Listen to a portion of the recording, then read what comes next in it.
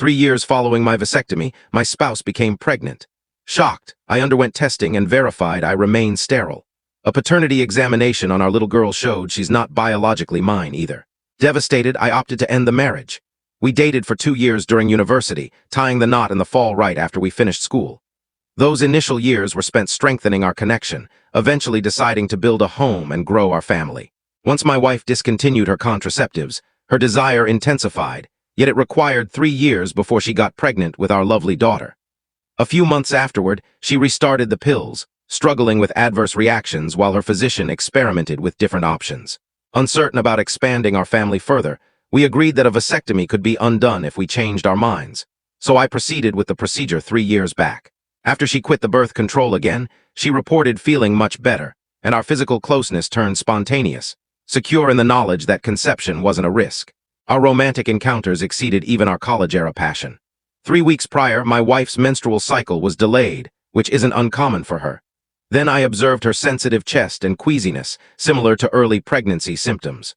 Aware that vasectomies can occasionally self-correct, I arranged a fertility analysis, which affirmed my ongoing infertility. I concealed this from her. When her medical professional verified the gestation, she encouraged me to seek evaluation.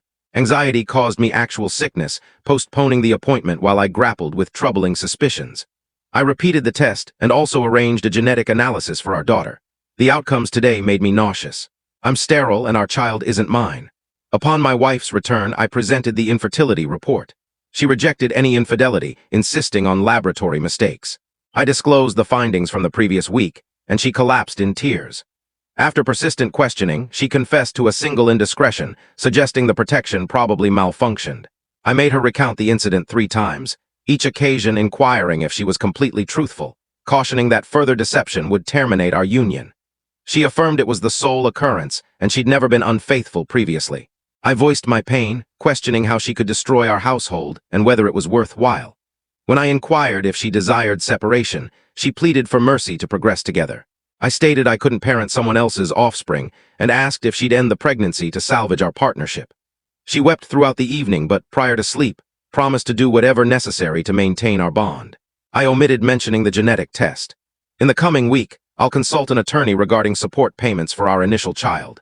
If she'd admitted the truth about our daughter's origins, I might have attempted reconciliation, but her concealment, believing she'd evaded detection, indicates I can't rely on what else she might be concealing. Edit, my legal advisor was excellent. I provided financial records, health documents, genetic outcomes, and narrated my situation. Her aide documented particulars while she examined the materials. She outlined my choices, highlighting our fault-based jurisdiction's advantages and drawbacks. Influence in discussions, but a more extended, expensive procedure. For our first youngster, if my wife endorses the documents, I can evade support obligations straightforwardly. If she declines, a judicial-mandated genetic test and decision can liberate me, albeit more costly. Her earnings, similar to mine, render spousal support improbable. Asset distribution and additional matters can be resolved before trial. Seasonal postponements imply documents won't be prepared prior to the holidays, but they'll be ready by the close of the year. My attorney recommended discretion until service on my wife and assigned me duties for pre- and post-holiday periods. She pointed out that since we were attempting conception, my wife may not have realized our daughter wasn't mine. Update 1. I encountered my sibling at our residence to transfer my possessions to her home amid the separation, or until my impending former spouse, SDBXW, departs, allowing me to reoccupy the property. We transported 4 vehicle loads and came back for additional items. My sibling remained for assistance and as an observer. I repositioned the surveillance device to the main room, capturing footage remotely. At 10:45 a.m., my attorney messaged that my wife had been notified. I messaged her via email, indicating I was available at home for conversation when she wished. She responded inquiring why, and dispatched texts about sorting matters, assuming we'd converse prior to dissolving the marriage, asserting it would harm our child and relatives. She expressed feeling deceived, ironic given the circumstances. Her position tracking indicated she departed employment after 20 minutes, pausing briefly at a pharmacy. A law enforcement vehicle trailed her into our driveway. She'd summoned them, concerned about weapons in the home. I displayed to the authorities my vacant firearm storage, clarifying the arms were stored securely off-site. In the primary area, I presented her the paternity document demonstrating our daughter isn't mine. Her rejection appeared genuine, succeeded by 10 minutes of sobbing.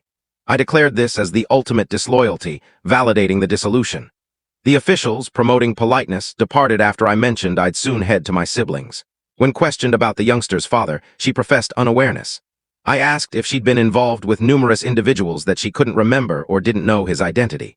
She acknowledged 2 extramarital relationships. I recalled I'd cautioned that falsehoods would conclude us and that I wouldn't nurture another's offspring. I instructed her to locate the father, as I wouldn't finance someone else's child. She inquired what we'd convey to our daughter. I responded it was her dilemma to resolve. Last week, I prepared communications, one for acquaintances and kin with test findings and separation motives, another for my wife with identical details and earlier declarations. My legal counsel sanctioned them following revisions. I distributed them to our network as she reached the residence. Replies were overwhelmingly favorable and vivid. I informed her that candor might have preserved us, but I couldn't depend on a habitual deceiver. I remarked that if she'd undergone sterilization rather than my procedure, she might have succeeded in her deception. I encouraged her to obtain legal representation to advance and recover. Edit. At our subsequent legal consultation, we agreed on most conditions except the residence awaiting valuation. Petitions were submitted, including a court-required paternity examination for the 3 of us. With minimal opposition from my SDBXW, we pursued a no-fault dissolution. If everything proceeds smoothly, I'll regain the property by mid-February, and the separation concludes early April. Attorneys reduced our direct engagements. My wife appeared wan and lethargic, possibly from insomnia or treatments. She gazed outside as agreements were recited and authorized. Departing felt like unloading an immense weight. Personnel arranged counseling for the following day. My supervisor placed celebratory wine on my workstation and proposed leave, but I'm keen to resume duties. Edit 2 pertinent remarks. Commenter. Did she disclose additional details about her unfaithfulness or the child's parent? OOP, she identified the biological father, but I question her veracity. She hasn't reached out to him, which seems avoidant. It's no longer my concern. Commenter. Were you acquainted with the biological dad? Was he part of your social circle? Details on initial encounter. OOP. I encountered him a couple of times, not a companion. The primary meeting involved my attorney establishing conditions and strategies if she challenged. Commenter. How are you faring? Further developments. OOP. My former spouse received her share of the home value and relocated to a rental unit. I return tomorrow. Judicial genetic test verified I'm not the parent, and the magistrate terminated my parental duties and responsibilities. Separation finalizes in April, but I'm basically liberated. I communicate with my ex solely via attorneys. I restricted her access and certain relatives and associates. She desires dialogue after the separation, but my counsel advises postponement. I've shared meals with the affair partner's spouse, exchanging updates on our former partners. She caused his termination and is prolonging their separation for utmost distress. Commenter. How did she achieve his dismissal? Was he employed by her relative's enterprise? OOP. He was staff at her family's firm. She informed her father and uncle, who dismissed him immediately, confiscating his computer, mobile, credentials, and vehicle, removing him in 15 minutes. Commenter. You've dined with her on 2 occasions. Do you find her appealing? Might a relationship emerge? OOP. We're collaborators, exchanging accounts of our partners' betrayals. We approximate a 6-week liaison with 3 encounters. The degree of closeness remains uncertain. Update 2. Throughout and following my separation, I maintained contact with Sharon, the fellow wronged partner, OBS, discussing our ex's indiscretion particulars and aiding one another while monitoring their consequences. We converse telephonically and share meals each month. Last month, Sharon requested my presence as her companion to an acquaintance's nuptials where her ex, Stan, was attending. It was for encouragement and to provoke Stan. We'd occupy a shared accommodation with individual sleeping arrangements, strictly non-romantic. Entertained, I consented. We arrived the previous day, dining with Sharon's associates, presented as her acquaintance, excluding our dissolution background. We spotted Stan prior to the event, positioned separately. He appeared clearly irritated, as Sharon observed. During the celebration, we moved to music, consumed liberally, and relished her companions. Stan, from afar, stared intently. A short confrontation involving Stan and Sharon was resolved by her associates. At the lodging lounge, others remarked on Stan's envy and labeled us an attractive pair. We chuckled, maintaining we were merely friends. Following beverages, I assisted Sharon to our quarters. In a confined lift, we stood near, and in an intense instant, we embraced lips.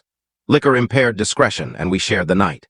The following morning, we evaded the subject, hastening to board our flight. We encountered Stan during departure. He uttered a sarcastic comment.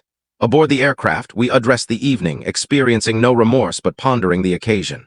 We'll converse further at our next meal. Neither has pursued romance since our separations. I haven't felt prepared. I'll address this in counseling shortly. The nuptials were splendid despite the intricacies. So what are your thoughts on this story? Do you agree with what happened or do you see it differently? Let us know your opinion in the comments. We'd love to hear from you. And if you enjoyed the video, make sure to give it a like, subscribe to the channel, and hit the bell icon so you don't miss any of our upcoming stories. See you in the next one.